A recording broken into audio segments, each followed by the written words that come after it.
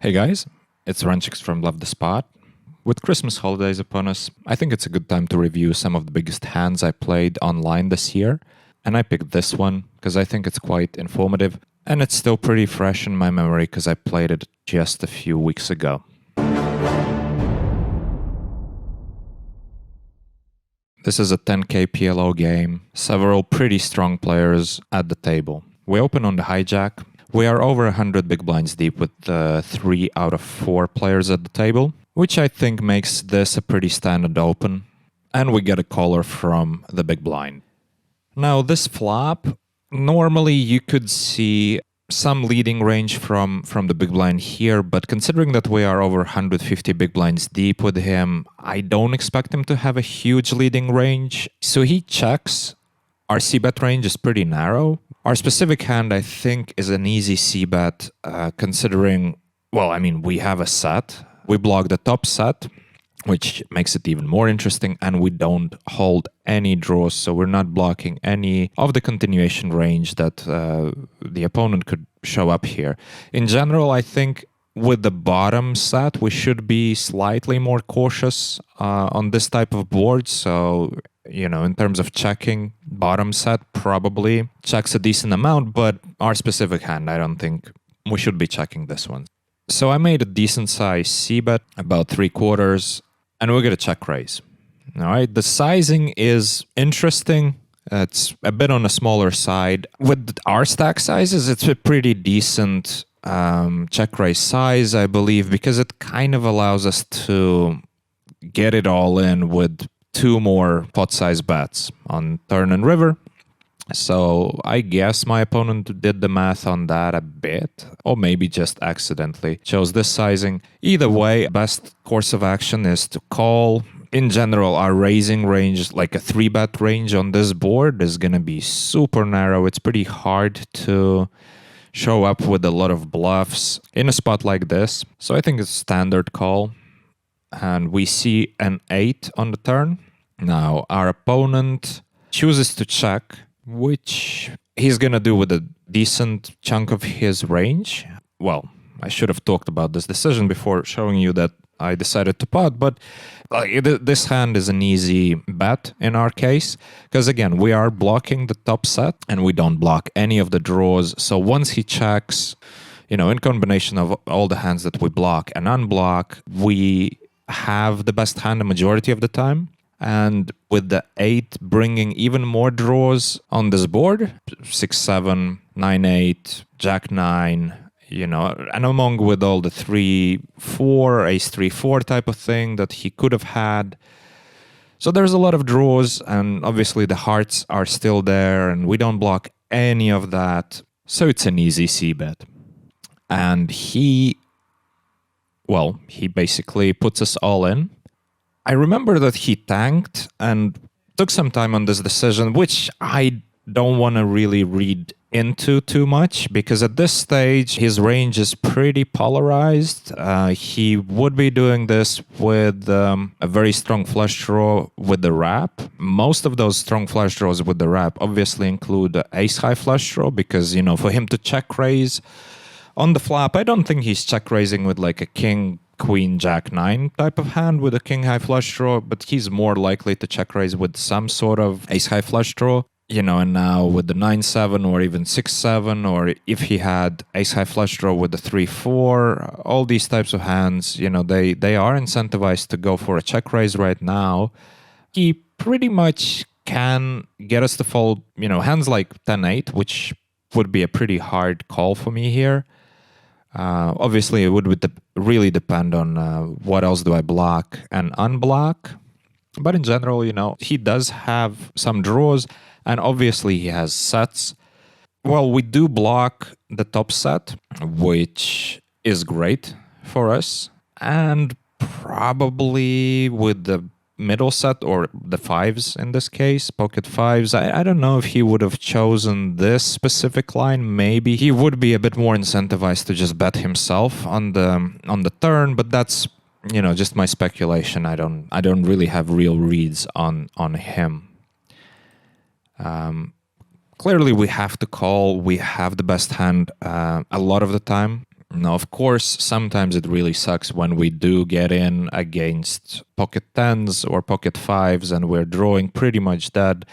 But these things happen, you can't dwell on them. I suppose it's a good time to show his hand now so that you guys can see the equities. Obviously, we're really happy to see that he has this exact hand. It's a great spot for us. And let's just go see the river and then wind all the way back and discuss every decision as it happened and see what we can learn from it.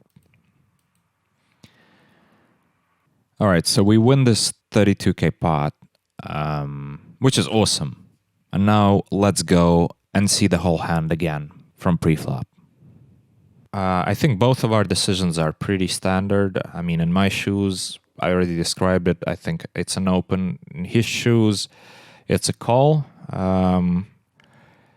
Check raising, interesting decision. Sizing-wise, I'm not really sure, but let's think about it from his perspective. He blocks the top set, and he blocks, 10x. In general, we are not supposed to have many pocket deuces and pocket fives in our range. We opened in an early-ish position. Basically, it's a great hand for a check raise for him, especially because he will be able to apply a lot of pressure on us on the turn. I already discussed that I think it's just a clear call for us in our shoes. Now, his decision to check raise on the turn, I really like it. I think that's the best way to play his hand, because he doesn't mind to get a free card. Say, if we check behind with, for example, like kings with hearts, he doesn't mind that because he has a lot of equity against our hand. So, it's kind of controlling the pot. Now, hands like 10-8, for example, well, we're not folding against his bet on the flop, and we're not folding against his bet on the turn, and very often not folding on the river as well. I mean, obviously depending on what run out is, but we would be calling down a decent amount of the time. But that being said, if he checks a decent amount of the time, we're actually betting our 10-8, and he gets to apply a lot of pressure against that hand and some other hands that we would be betting here. His nut flush draw kind of speaks both ways, but the bottom line, I really like his check raise here. Again, I think our decision is pretty clear. We have to bet. Once he check raises, we can't fold. So, now that I think about it, pretty standard hand, the way it played out, because his decisions are pretty standard. There was nothing that was out of line, neither for me. So it's a sort of one of those hands where things just happen, and one of those boards where the money is going to go in somehow. And we were lucky in this case to be on the receiving end.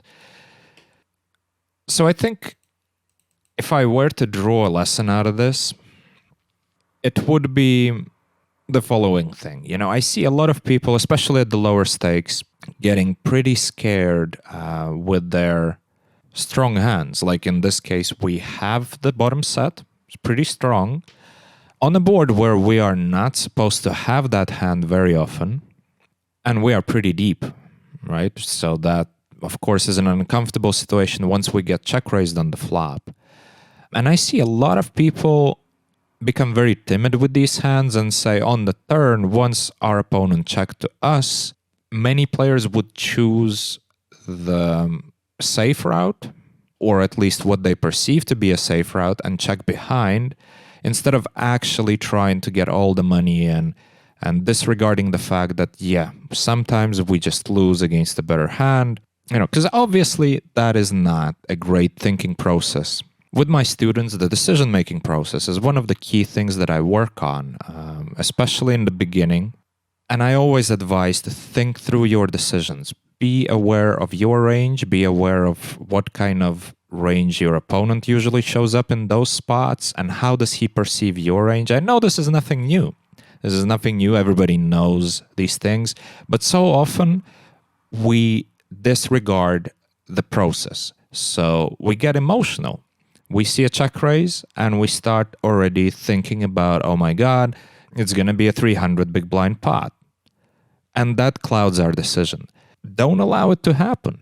Make sure you always think through the hand. What do we block? What do we have? What do we not block? In this case, the fact that we don't have a single heart or a 3 or a 4 or a 7 or a 9 or a jack, this is really important information, right? So when you're facing the decisions, these types of things are the ones that you are supposed to think about instead of thinking about how your graph is going to look, if you win this hand, if you lose this hand, some other aspects.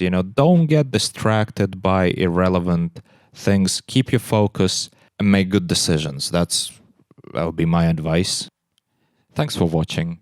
I hope you enjoyed this little walkthrough of my thought process. You might also want to check out the other video where I analyze a 10k PLO hand that I played. And if you haven't already, I'd highly recommend checking out our latest podcast episode that we did with mindset and performance coach Adam Carmichael as our guest. That one's so informative, and I'm sure you'll get some takeaways from watching it. I'll see you next time.